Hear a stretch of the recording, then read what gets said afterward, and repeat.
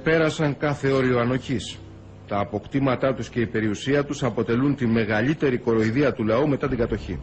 Κι όμως όλοι αυτοί οι τεμπελχανάδες που δεν έχουν ιδρώσει φανέλα για να βγάλουν μια δραχμή θρονιάζονται στις ιερές έδρες του Ελληνικού Κοινοβουλίου που τις κατάτησαν στα σίδια ανεπάγγελτων, άνεργων και άεργων.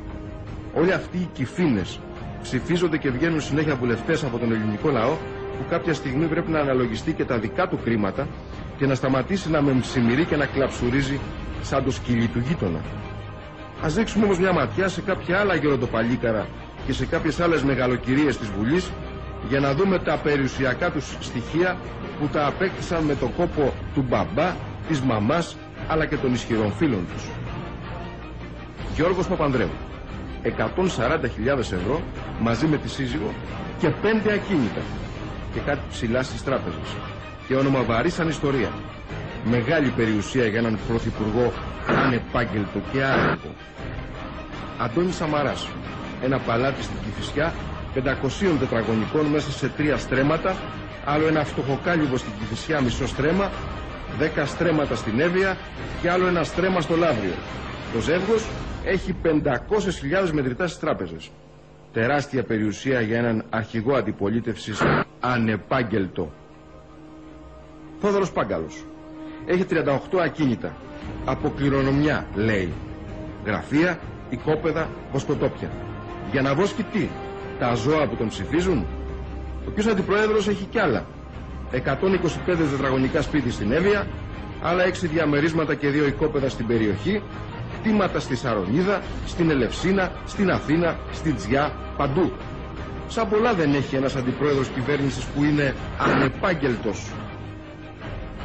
Κωνσταντίνος Καραμανλής. Και με τη Βούλα Κηφίνας. Και τι δεν έχει. Καμιά 20 ακίνητα, 1 εκατομμύριο ευρώ καταθέσεις, σκάφη και μεγαλεία. Και το κυριότερο, ταβέρνες κοντά στο φτωχόσπιτο της Ραφίνας και της Μυκόνου για να απλώνει τις αρίδες του και να αναπολύει τα σπουδαία χρόνια που βούλιαξε τη χώρα μέσα στα σκάνδαλα και στη μιζέρια. Σαν πολλά δεν έχει ένας πολιτικός που μια ζωή ήταν άεργος. Μιλτιάδης Βαρδιτσιώτης.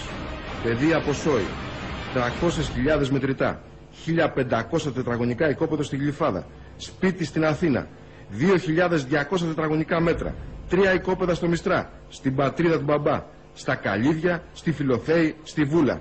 Και τι δεν έχει το φτωχαδάκι ο Μίλτος, ο Μπέμπης με τη φράτζα του Mr. Carnation που κατεβαίνει στη Γλυφάδα δήμαρχος για να αναβαθμίσει την περιοχή. Πολλά δεν έχει ένας αργόσκολος που μια ζωή ήταν ρεμπέλης. Μιχαλολιάκος Βασίλης, ο υποψήφιος δήμαρχος που θα σώσει τον Πειραιά. Κάμια 10 ακίνητα, 100.000 εισόδημα και μια εξαιρετική θητεία ως κομματικός τέλεχος της Νέας Δημοκρατίας. Στο βιογραφικό του δηλώνει γιατρός ογκολόγος και γράφει ότι έχει εργαστεί στο Νίμιτς. Αλήθεια, κύριε Μιχαλολιάκο, πότε προλάβατε αφού και μαγιά σας από το 1990 εκλέγεστε συνέχεια ως βουλευτής? Πόσα ένσημα έχετε σε ασφαλιστικό οργανισμό? Άεργος. Γιώργος Βουλγαράκης. Στο βιογραφικό του δηλώνει απόφοιτος της Ανωτάτης Βιομηχανικής Πειραιά, σπούδασε στη Νομική Σχολή Αθηνών και προβάλλεται ως διδάκτορας του Οικονομικού Πανεπιστημίου Αθηνών. Σε ποιο τομέα? Στον τουρισμό? Στο μαγαζί του Ξαπλόπουλου με συνέτερο τον Τεμπελόπουλο? Μας βλέπουν και μας ακούνε, κύριε Βουλγαράκη. Όσο για την περιουσία του, αμύθιτη. Ας είναι καλά η ξύπνια γυναίκα του και ο πανέξυπνος πεθερός του. 23 ακίνητα, ένα σκάφος αξίας 200.000 ευρώ, εκατομμύρια ευρώ τραπεζικές καταθέσεις. Σαν πολλά δεν έχεις, ρε Γιώργη, αφού μια ζωή ήσουν ανεπάγγελτος. Δώρα Μπακογιάννη. Άλλο μπουμπούκι η κόρη του εφιάλτη, όπως τον αποκαλούσε κατά κόρον όταν ζούσε ο Μακαρίτης ο Αντρέας. Δεν έχει δουλέψει ποτέ, μα ποτέ, στη θέση του ιδιωτικού τομέα. Στο δημόσιο την διόρισαν στο Υπουργείο Συντονισμού το 1977, με μέσον στην κυβέρνηση Καραμανλή. 10 ακίνητα και 2 χαμόσπιτα στη Γαλλία και καταθέσεις. Άεργοι. Γιάννης Ανδριανός. Ο ορισμός του ανεπάγγελτου, του τεμπέλη, του αφισοκολλητή, του παιδιού για τα θελήματα. Πώς τα κατάφερες, ρε Γιαννάκη, και από κλητήρα στη Ριγίλης μεγαλοπιάστηκε και έφτασε στο σημείο να κάνεις το διευθυντή στο γραφείο του Καραμανλή? Ο Ανδριανός έχει 58 ακίνητα και δεν έχει δουλέψει ποτέ στη ζωή του.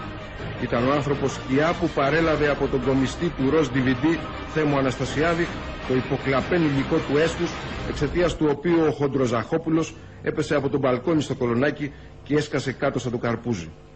Ο Αρτέμις Μάτσας της Νέας Δημοκρατίας συνάντησε τον εκδότη του πρώτου θέματος στο Χίλτον και είπαν τα δικά τους. Ο ορισμός του αρχιτεμπέλη. Και κλείνουμε με την Άννα Νταλάρα, την πιο χαρακτηριστική περίπτωση της κυρίας του κυρίου. Επαγγελματικά δεν πρέπει να έχει ούτε ένα ένσημο στον ιδιωτικό τομέα. Δηλώνει ατζέντισσα και γυναίκα του δημοφιλούς Γιώργου Νταλάρα. Και δηλώνει ότι είναι κάτοχος του θησαυρού των Εβραίων. 27 ακίνητα, ένα σκάφος, 10 μέτρα στο όνομα του συζύγου της, μετοχές αξίας 2 εκατομμυρίων ευρώ περίπου, με ποιον άραγε ρε Άννα, πληροφοριοδότη και από πότε, και 900 χιλιάρικα στην τράπεζα.